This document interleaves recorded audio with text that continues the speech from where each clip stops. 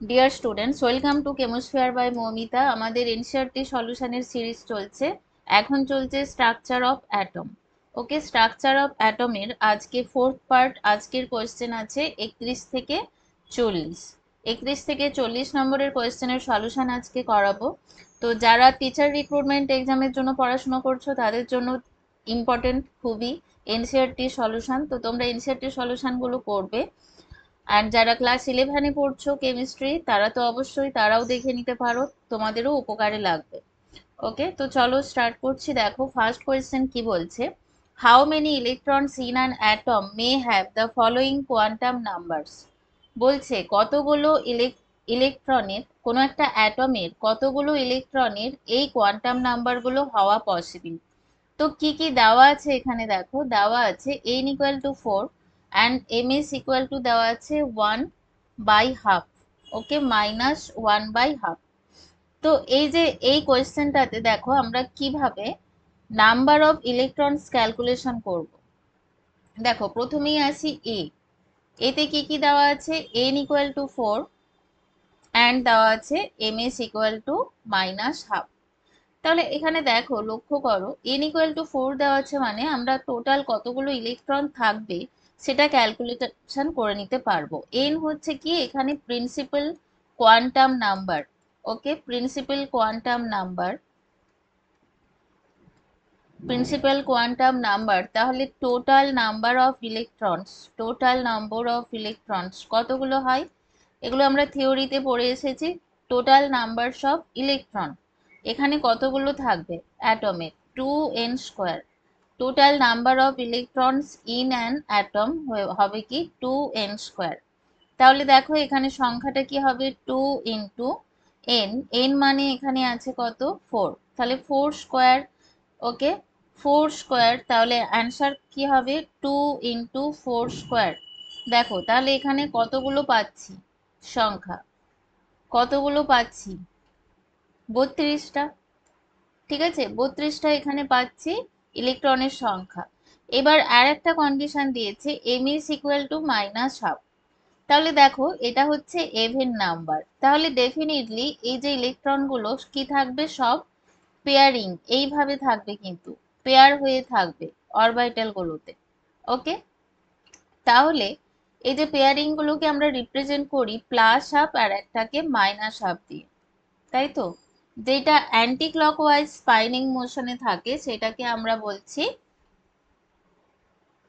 একটা স্পিন, আর যেটা হচ্ছে তোমার ক্লকওয়াইজে থাকে সেইটা আর একটা স্পিন। এবং এগুলোকে আমরা রিপ্রেজেন্ট করি +1/2 -1/2 দিয়ে।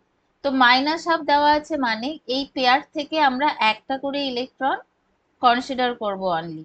ঠিক আছে, তাহলে এইরকম কোয়ান্টাম নাম্বারের কতগুলো ইলেকট্রন থাকবে, হাফ হয়ে যাবে। ঠিক আছে, তাহলে দেখো অ্যান্সারটা আমাদের কি বেরোবে, আমরা কি অ্যান্সার নেব এখানে, কি অ্যান্সার নেব, তাহলে নাম্বার অফ ইলেকট্রনস এই কন্ডিশনে এতে যে কন্ডিশন আছে এই অনুযায়ী নাম্বার অফ ইলেকট্রনস হবে 16 ইলেকট্রনস। ওকে, আশা করি বুঝতে পেরেছো, না বুঝতে পারলে কমেন্ট সেকশনে জানিয়ে যাবে। এবার আসছি বি, বলো অ্যান্সার দাও। বিতে কতগুলো ইলেকট্রন থাকবে এই কন্ডিশনে, দেখো n equal to 3 and l equal to 0 দেওয়া আছে, n equal to 3 and l equal to 0। এই যে কন্ডিশনটা এটা অ্যাকচুয়ালি কি ইন্ডিকেটস করছে, দেখো l ইকুয়াল টু 0 মানে দিস রিপ্রেজেন্টস s অরবিটাল। ওকে, তাহলে আমরা বলতে পারি 3s, 3s, তাহলে 3s কে রিপ্রেজেন্ট করছে, তাহলে কতগুলো ইলেকট্রন থাকবে, একটা অরবিটালে কতগুলো ইলেকট্রন থাকতে পারে, দুটি ইলেকট্রন থাকতে পারে। ঠিক আছে, তাহলে 2 নাম্বার ইলেকট্রন প্রেজেন্ট থাকতে পারে, তাহলে এখানে এটা অ্যান্সার হয়ে যাচ্ছে, আর এখানে 16 ইলেকট্রন অ্যান্সার হয়ে যাবে। ঠিক আছে, ওকে, চলো দেখো next question, show the circumference of the Bohr orbit for the hydrogen atom is an integral multiple of the de Broglie wavelength associated with the electron revolving around the orbit। দেখো কোয়েশ্চেনটা কি বলছে, show that সার্কামফেয়ারেন্স, সার্কামফেয়ারেন্স মানে কি, সার্কামফেয়ারেন্স মানে পরিধি, তাই তো, বোর অরবিটের পরিধি। So that the circumference of the Bohr orbit, Bohr অরবিটের পরিধিকে বোঝাচ্ছে, সার্কামফেয়ারেন্স মানে বোর অরবিটের পরিধি। ওকে, এবার দেখো বলছে কিসের, হাইড্রোজেন অ্যাটমের, অবশ্যই বোর অরবিট মানে হাইড্রোজেন অ্যাটম। বলছে is an integral multiple of the de Broglie wavelength. Okay, de Broglie wavelength তার মানে ডি ব্রয় ইকুয়েশন থেকে আমরা কি পাচ্ছি, de Broglie equation lambda equal to h by mv। Okay, lambda equal to h by mv হচ্ছে de Broglie equation. ওকে, এবার বলছে এই যে সার্কামফেয়ারেন্সটা, এই যে সার্কামফেয়ারেন্স, সার্কামফেয়ারেন্স মানে কি, পরিধি। তাহলে দেখো পরিধি কি হতে পারে, যদি বোর অরবিটের রেডিয়াস, বোর অরবিটের রেডিয়াস যদি আর হয় তাহলে এর পরিধি কি হতে পারে, 2πr। ঠিক আছে, এবার আমাদের যেটা প্রুভ করতে হবে, 2πr ইকুয়াল টু কি বলেছে দেখো, integral multiple of de Broglie wavelength. তার মানে আমাদের এইটা প্রুভ করতে হবে, ভালো করে বোঝো। 2πr equal to n by lambda, এটা আমাদের প্রুভ করতে হবে। ঠিক আছে, চলো তাহলে এবার প্রুভ করার পালা, কিভাবে প্রুভ করব। কোয়েশ্চেনটা দেখে নাও আর একবার ভালো করে দেখো। এবার আমরা কি জানি, আমরা এবার বোর পস্তুলেট মানে বোরের যে স্বীকার্যগুলো সেখান থেকে হেল্প নেব এটা প্রুভ করার জন্য।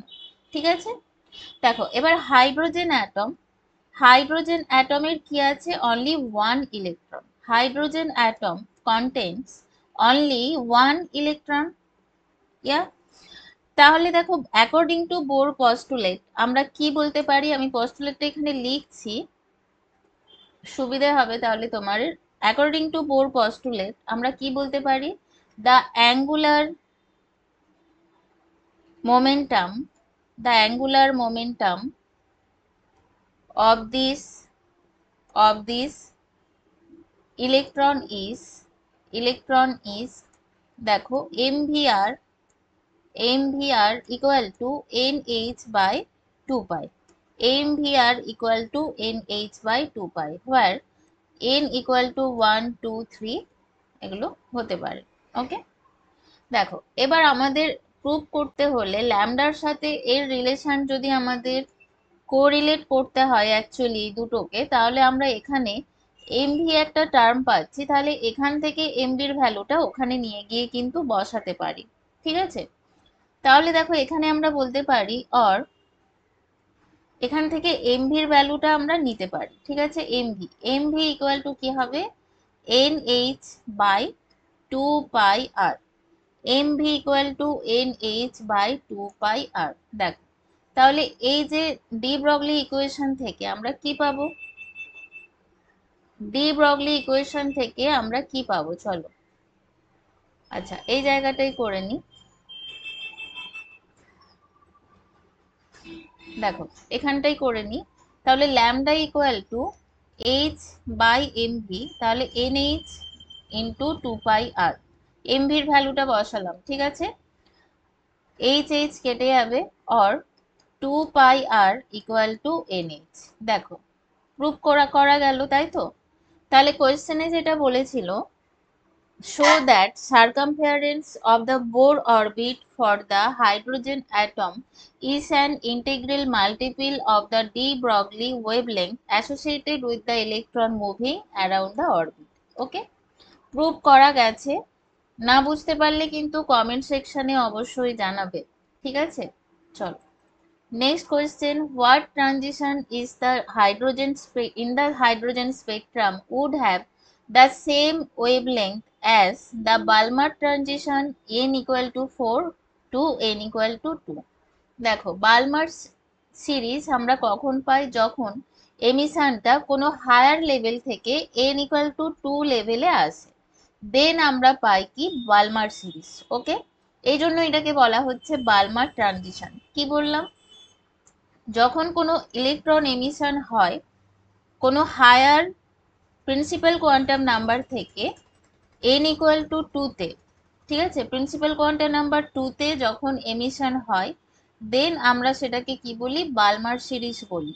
তার মানে কি হলো ব্যাপারটা, এটা যদি n equal to 2 হয়, এটা যদি n equal to 3, this one is n equal to 4, n equal to 5, তাহলে যে কোনো হায়ার প্রিন্সিপাল কোয়ান্টাম নাম্বার থেকেই এমিশন হতে পারে। এই প্রত্যেকটা এমিশনকে আমরা কি বলবো, বালমার ট্রানজিশন, কারণ এই এমিশন গুলো হচ্ছে up to n equal to 2। ঠিক আছে, ক্লিয়ার? এটাকে বলছি বালমার ট্রানজিশন। ওকে, চলো এবার নেক্সট তাহলে আসি। আমাদের কোয়েশ্চেনে কি বলেছে দেখো, what transition in the hydrogen spectrum would have the same wavelength as Balmer transition of helium plus spectrum. এবার দেখো এখানে কিন্তু হিলিয়াম প্লাস স্পেকট্রামের বালমার ট্রানজিশনের কথা বলা হয়েছে। তাহলে হিলিয়াম প্লাস, এই যে নিউক্লিয়াসটা এই আয়নের, এক্ষেত্রে দেখো জেড ভ্যালু কত হবে, জেড ভ্যালু হবে 2 অ্যান্ড ইলেকট্রন নাম্বার 1। ঠিক আছে, তার মানে এটা কি, এটা হলো একটা তোমার হাইড্রোজেন লাইক স্পিসিস, মানে ইলেকট্রন সংখ্যাটা same but Z number different. Okay, Z number কিন্তু এখানে ডিফারেন্ট। চলো তাহলে এবার আমরা এখানে ক্যালকুলেশন করার পালা, আমরা কিভাবে করব। প্রথমে আমি ইকুয়েশনটা লিখে নিই, যে ইকুয়েশনটা আমরা এখানে ইউজ করব। দেখো আমরা জানি wave number nu bar equal to 1/λ equal to Rydberg constant into Z square into 1/n1 square minus n2 square. Okay, এবার দেখো এখানে n1 equal to 2, n2 equal to 4। ঠিক আছে, তাহলে এখানে জেড হচ্ছে কি, এখানে আমরা বালমার সিরিজ কার বলেছে, হিলিয়ামের। ওকে, তাহলে এখানে Z equal to atomic number of helium, তাহলে নিউ বার ইকুয়াল টু কত পাবো, 1/λ equal to R into 2 square 1/2 minus 1/4। ঠিক আছে, 2 স্কোয়ার 1/4 স্কোয়ার ইকুয়াল টু তাহলে হয়ে যাচ্ছে 4r ইন্টু, দেখো এখানে আমরা এটা ক্যালকুলেশন করলে এটা 36 হবে। ঠিক আছে, এই সরি 16 হবে। তারপর এখানে পেয়ে যাচ্ছি 4, ওকে 4 মাইনাস 1, তাহলে এখানে পেয়ে যাচ্ছি 4, 4 এখানে 16, 4 কেটে দিচ্ছি, তাহলে দেখো কত পাচ্ছি 3r/4। দেখো নিউ বার এটা পেয়ে যাচ্ছি 3r/4। ঠিক আছে, চলো এখানে কি আছে দেখে নি একবার। আচ্ছা, ওয়েভলেংথের কথা বলেছে, তাহলে আমরা এখানে ওয়েভলেংথের ভ্যালু বার করে নেব। ঠিক আছে, কোয়েশ্চেনে দেখো ওয়েভলেংথের কথা বলেছে, বলেছে যে what transition in the hydrogen spectrum would have the same wavelength as the Balmer transition of helium। তাহলে আমরা এখানে ওয়েভলেংথটা calculation or lambda equal to আমরা বলতে পারি 4/3r। ওকে, পেয়ে গেলাম ল্যামডা ইকুয়াল টু 4/3r, তাহলে এটা হচ্ছে ওয়েভলেংথ। এবারে এই সেম ওয়েভলেংথটাই কার হতে হবে, হাইড্রোজেনের। দেখো এই যে সেম ওয়েভলেংথটা হাইড্রোজেনের হতে হবে। Okay, same wavelength as per question কি বলা আছে, এই ওয়েভলেংথটাই কি হবে, হাইড্রোজেনের হতে হবে, এবং তাতে ডেজার্ট ট্রানজিশন কি হবে, তাতে ডেজার্ট ট্রানজিশন কি হবে। তাহলে দেখো ফর হাইড্রোজেন অ্যাটম আমরা কি বলতে পারি, ফর হাইড্রোজেন অ্যাটম আমরা বলতে পারি যে 1/λ। ঠিক আছে, for hydrogen atom 1/λ equal to R into Z এর জায়গায় কি লিখবো, 1 লিখবো, 1/n1 square minus 1/n2 square. এবার 1/λ ভ্যালু আমরা জানি, তাহলে এখানে 1/λ কি হবে, 3/4 or 3r/4 equal to 3r/4 equal to r 1/n1 square minus 1/n2 square। or এটা রিভার্স করে নি, দেখো আর আর, তাহলে আমরা এখানে পেয়ে যাচ্ছি 1/n1 square minus 1/n2 square equal to 3/4। ওকে, এটা আমরা এখানে পাচ্ছি, তাই তো। দেখো এবার এখানে আমরা কম্বিনেশন করে বসাবো। দেখো এখানে এবার আমরা কম্বিনেশন করে বসাবো, কি বসাবো, এই যে 3/4 এই কন্ডিশনটা কখন স্যাটিসফাই হবে, দেখো ভালো করে দেখো, এই 3/4 কন্ডিশনটা কখন স্যাটিসফাই হবে, only when n2 equal to 2 and n1 equal to 1 হবে, ঠিক আছে, তখন আমরা 3/4 অ্যান্সারটা পাবো। তাহলে কি বলছে, তাহলে এখানে অ্যান্সার হিসেবে আমরা লিখতে পারি, দেখো তাহলে এখানে অ্যান্সার হিসেবে আমরা কি লিখবো, the hydrogen spectrum, the hydrogen spectrum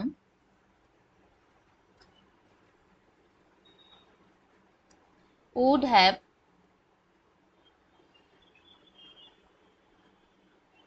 the same wavelength when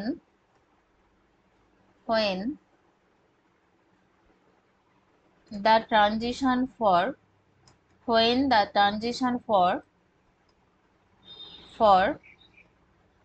n2 equal to 2 and n2 equal to 2 to n1 equal to 1, ওকে, দেখো এই হচ্ছে অ্যান্সার।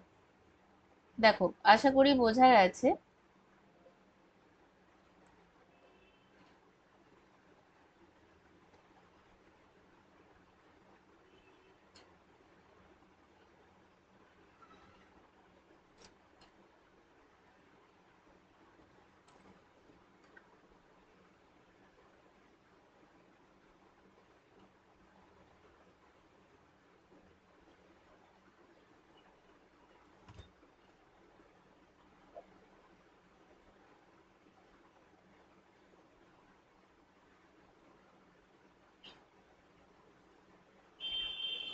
চলো নেক্সট কোয়েশ্চেন তাহলে দেখে নি কি বলছে, দেখো 34।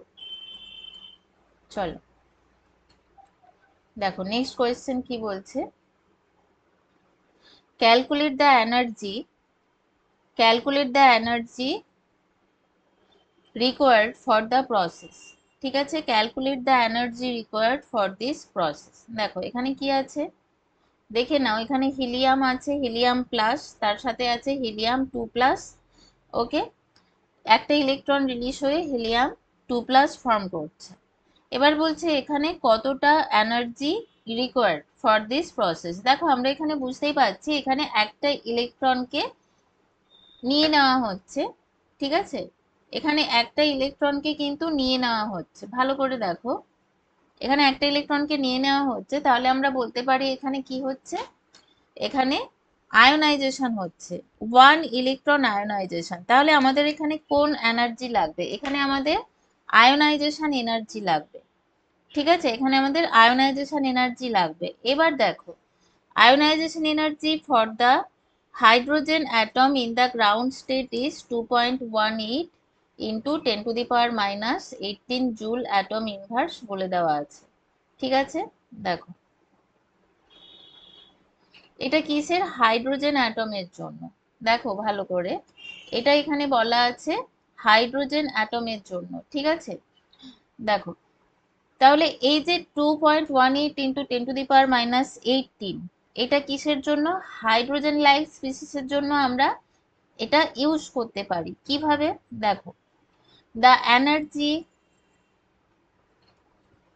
Associated the energy associated with the energy associated with hydrogen like species hydrogen like species আমরা কি বলতে পারি, En ইকুয়াল টু, দেখো এটা energy 2.18 into 10 to the power minus 18 into, এখানে আমরা কি লিখতে পারি, এটা হাইড্রোজেন লাইক স্পিসিসের জন্য যেহেতু করছি, তাহলে দেখো হাইড্রোজেনের ক্ষেত্রে Z ইকুয়াল টু 1 ছিল, N ইকুয়াল টু 1 ছিল, বাট হাইড্রোজেন লাইক স্পিসিস যেগুলো সেখানে কি আমাদের ধরতে হবে Z²/n², এটা অ্যাকচুয়ালি এনার্জির ফর্মুলা, ঠিক আছে, এনার্জির ফর্মুলা।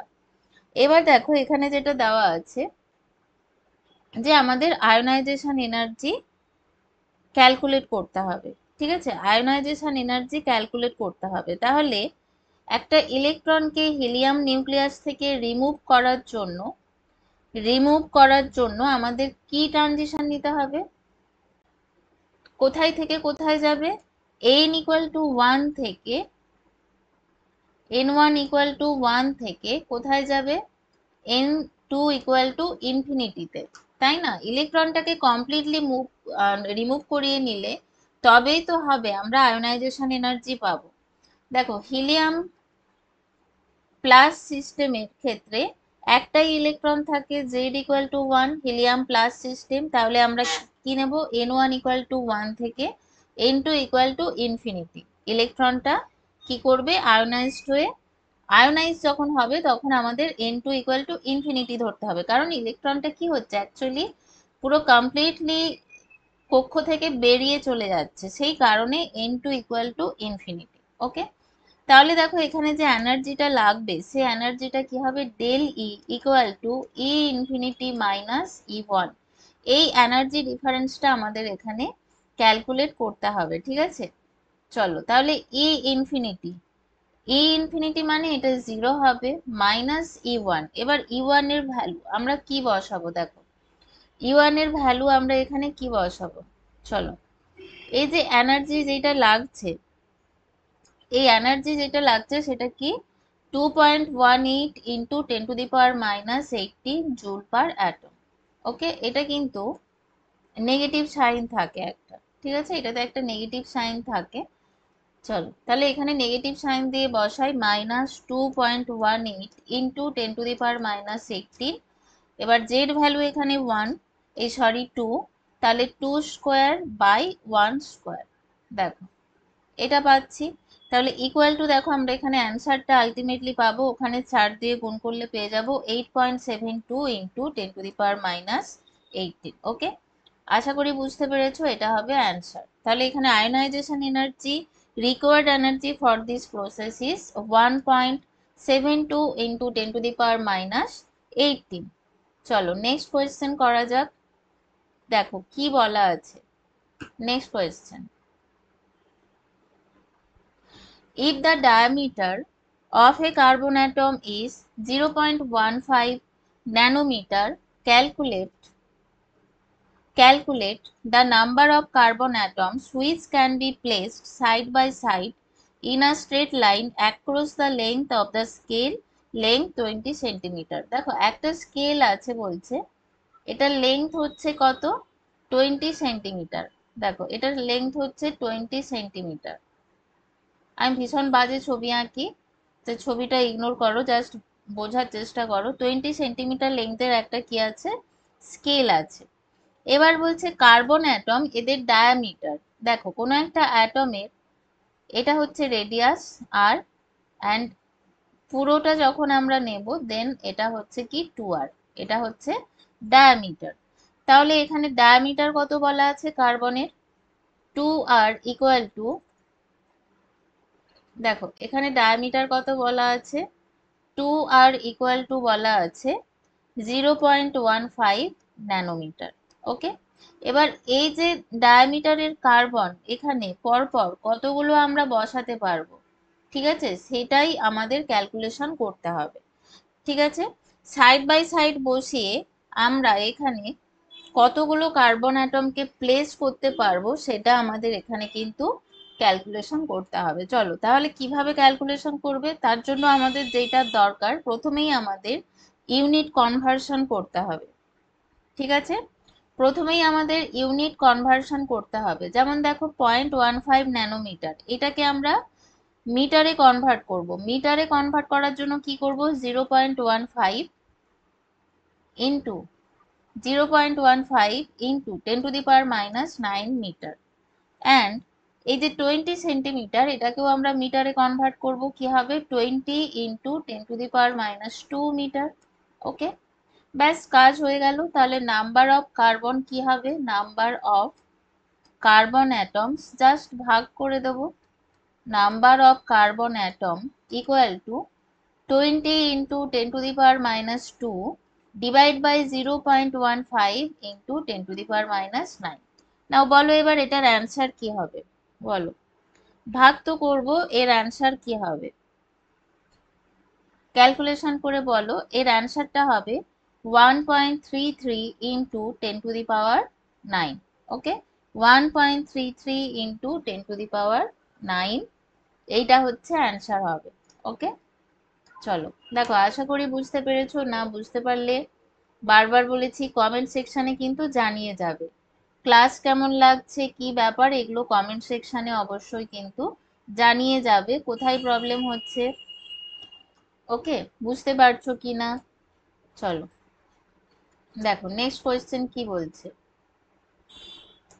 দেখো 2 into 10 to the power 8 meter atoms of carbon, আচ্ছা এটা কি বলছে একটু দেখে নি। দেখো 2 into 10 to the power 8 meter atoms of carbon are arranged side by side, ঠিক আছে। আচ্ছা চলো নেক্সট বলছে calculate the radius of carbon atom if the length of this arrangement is 2.4 centimetre, ঠিক আছে। দেখো তাহলে এখানে আমাদের কোয়েশ্চেনটা কি বলছে, এখানে বলছে লেংথ অফ অ্যারেঞ্জমেন্ট 2.4 সেন্টিমিটার, ঠিক আছে। লেংথ অফ অ্যারেঞ্জমেন্ট বলা আছে 2.4 সেন্টিমিটার, লেংথ দেওয়া আছে 2.4 সেন্টিমিটার, ঠিক আছে।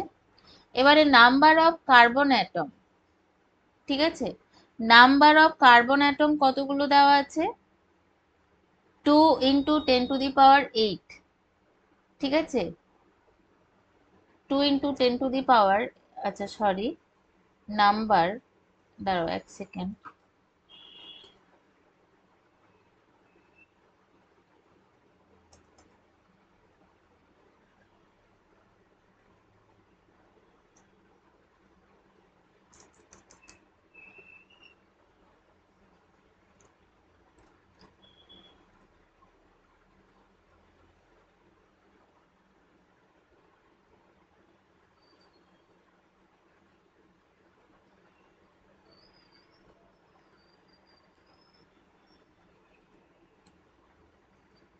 আচ্ছা 2 into 10 to the power 8 number atoms of carbon are arranged side by side, ঠিক আছে। তাহলে এখানে নাম্বার অফ কার্বন অ্যাটম কত বলা আছে, 2 into 10 to the power 8, ওকে। দেখো এবার বলছে diameter of carbon, diameter of carbon মানে জাস্ট এর আগেরটার অপোজিট, এর জাস্ট আগেরটার অপোজিট। তাহলে দেখো 2.4 সেন্টিমিটার, এইটাকে ডায়ামিটার আমরা যদি মিটারে ক্যালকুলেশন করতে চাই তাহলে 2.4 সেন্টিমিটারকে আমরা মিটারে কনভার্ট করব। তাহলে 2.4 into 10 to the power minus 2 metre, 2.4 into 10 to the power minus 2 metre, okay. দেখো তাহলে এখানে radius of carbon atom, radius of carbon atom কি হবে, 2.4 into 10 to the power minus 2 by 2 into 10 to the power 8, ওকে। চলো এটা এবার calculation করলে আমরা কি পাবো, দেখো 1.2, এখানে পেয়ে যাব 10 to the power minus 10, তাই তো। তাহলে এক একটা কার্বনের ডায়ামিটার, এটা এটা রেডিয়াস নয় সরি, এটা কিন্তু ডায়ামিটার ক্যালকুলেশন করলাম, এটা আমরা ডায়ামিটার ক্যালকুলেশন করলাম, ঠিক আছে।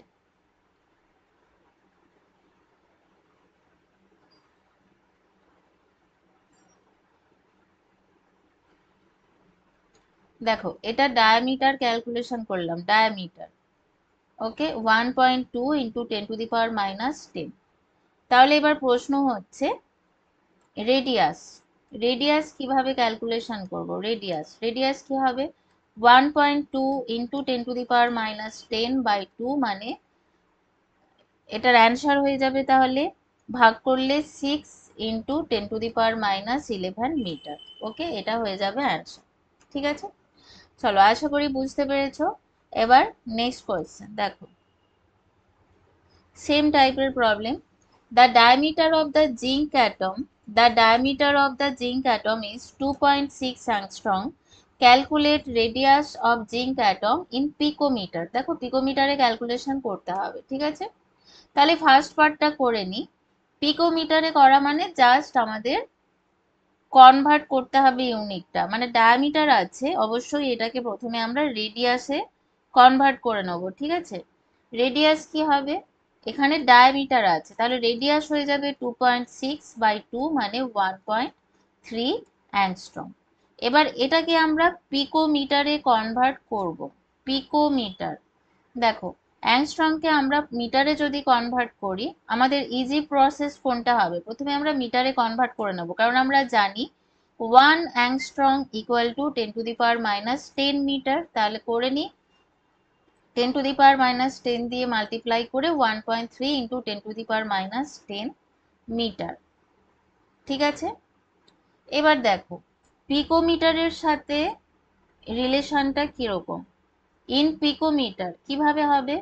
দেখো এই যে 1.3 ইন্টু 10⁻⁻10 মিটার আমরা পেয়েছি, এদিকে পিকোমিটারে আমরা যদি কনভার্ট করতে যাই, তাহলে এখানে কি করতে হবে? আমরা জানি 1 picometre equal to 10⁻⁻12 metre, 10⁻⁻12 metre.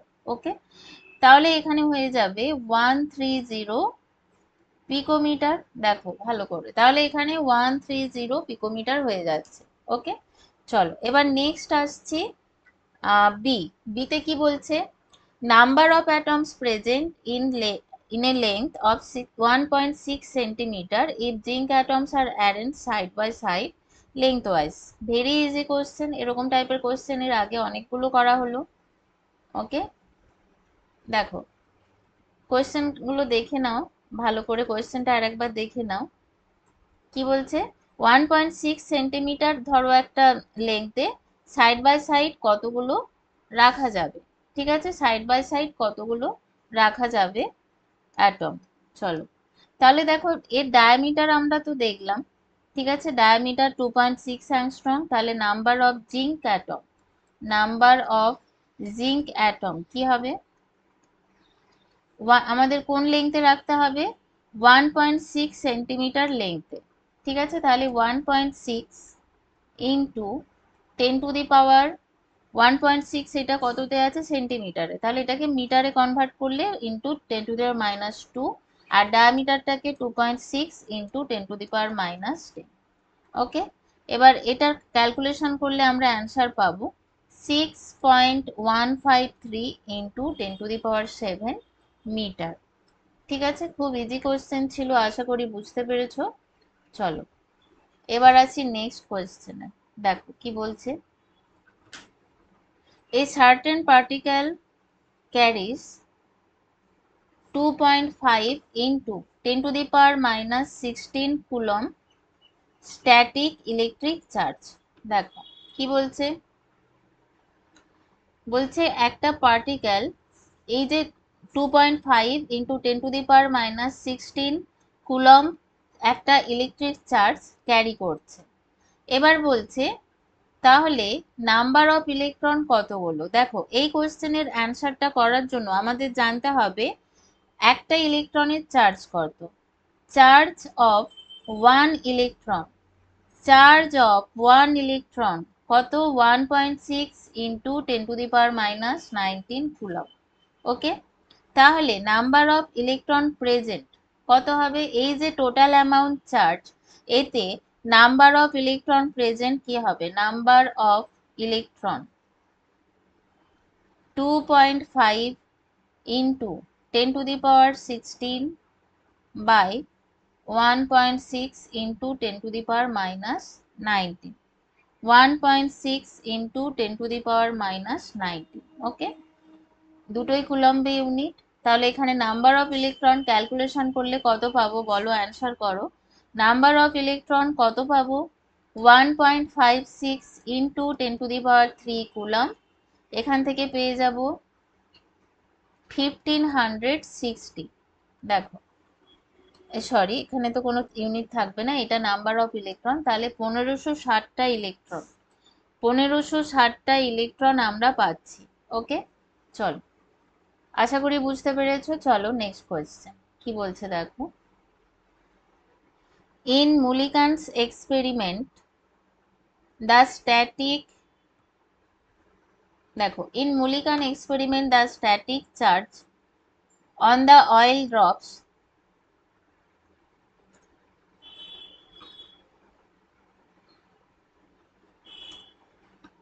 In Mulligan's experiment, the static electric charge on the oil drops has been obtained by shining X-rays. Okay.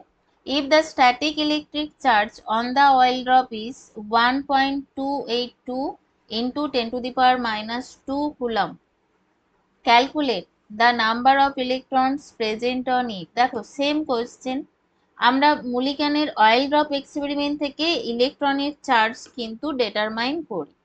ওকে, তাহলে এই যে অয়েল ড্রপে বলছে, অয়েল ড্রপে যে স্ট্যাটিক ইলেকট্রিক চার্জটা আছে সেটা হচ্ছে 1.282 into 10 to the power minus 18 coulomb.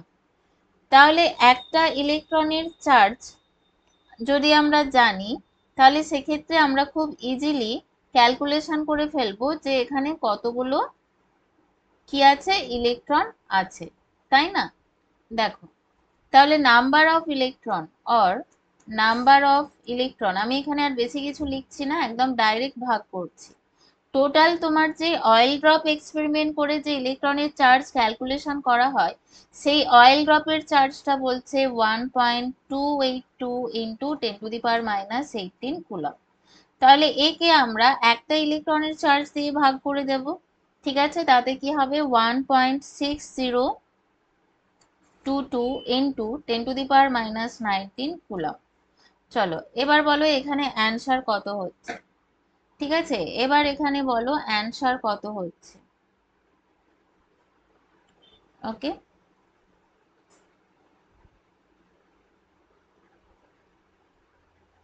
দেখো অ্যান্সার কত হবে এখানে। এখানে অ্যান্সার হয়ে যাবে ক্যালকুলেশন করলে 8।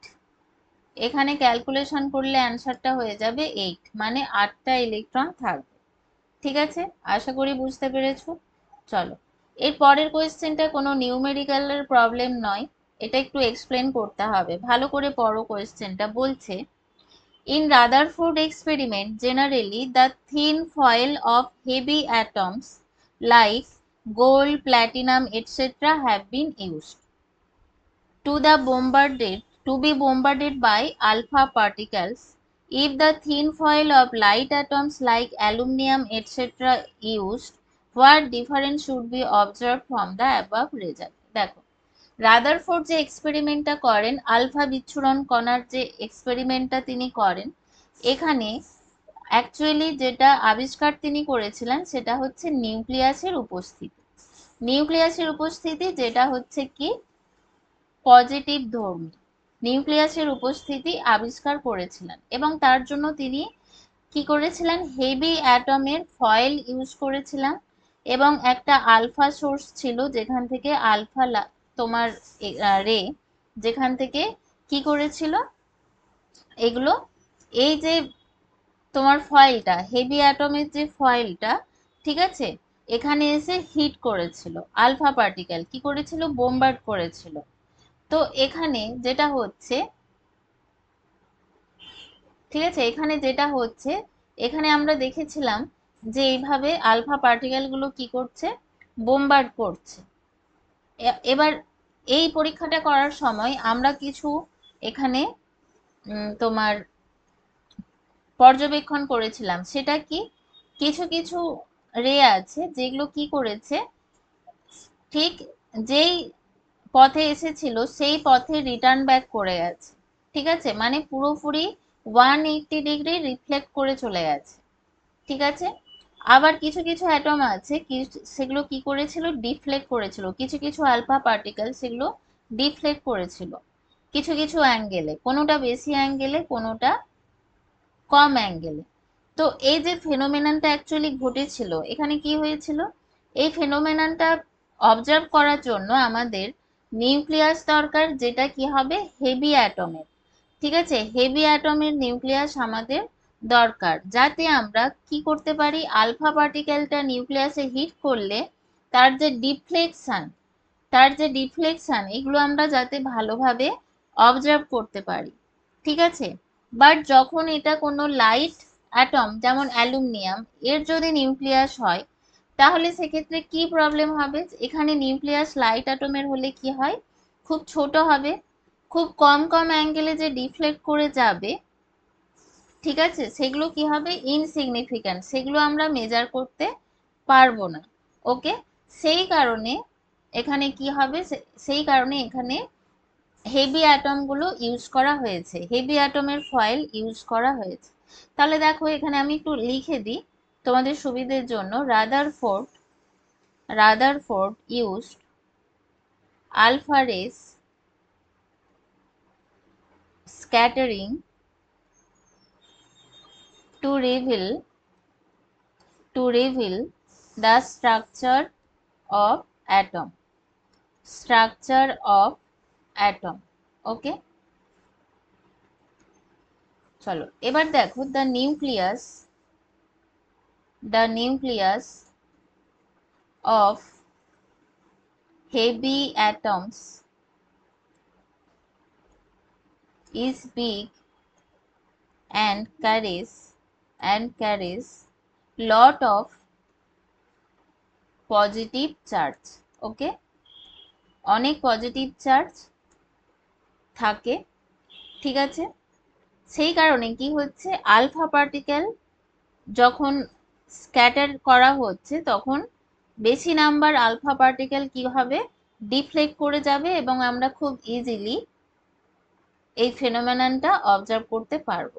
ওকে, তো এই কোয়েশ্চেনগুলো ছিল 10টা কোয়েশ্চেন। আশা করি তোমরা বুঝতে পেরেছো, না বুঝতে পারলে অবশ্যই কিন্তু কমেন্ট সেকশনে জানিয়ে যাবে। ওকে, চলো এবার আমি বলে দিই একটু, আমাদের টিচার রিক্রুটমেন্ট এক্সামের জন্য কোর্সেস চলছে পুরো ফুল ফেজে with mock test and their solution. ঠিক আছে, তার এই ব্যাপারে ডিটেলসে জানার জন্য তোমরা এই নম্বরে কন্ট্যাক্ট করে নেবে। ওকে, এই নম্বরে তোমরা কন্ট্যাক্ট করে নেবে। আমাদের উইকলি 5টা থেকে 6টা ক্লাস হচ্ছে, ঠিক আছে, আমি উইকলি বলছি, উইকলি 5টা থেকে 6টা ক্লাস হচ্ছে। এদের মধ্যে থিওরি ক্লাসেস হচ্ছে 3টে, 3 theory class. Okay, and 1 class হচ্ছে তোমার মক টেস্ট সলিউশনের উইকলি যে মক টেস্ট নেওয়া হবে সেই সলিউশন। অ্যান্ড আর একটা ক্লাস হবে কিসের, প্র্যাকটিস ক্লাস। এবং এই প্র্যাকটিস ক্লাসটা আস্তে আস্তে কি থাকছে, বাড়তে থাকবে আস্তে আস্তে। এবার এই যে বললাম এই অল ওভার, এটা হচ্ছে একটা কোর্স যেখানে theory, mock test, practice class included. আর একটা কোর্স আছে যেখানে এই থিওরি ক্লাসটা নেই, বাকি এভরিথিং যা কিছু হবে সব কিছু পাবে, মক টেস্ট অ্যান্ড তার সলিউশন, প্র্যাকটিস ক্লাস অ্যান্ড তার সমস্ত কিছু পিডিএফ নোট সব কিছুই পাবে। শুধু প্র্যাকটিস ক্লাসে যেটা পাবে না সেটা theory class and theory notes.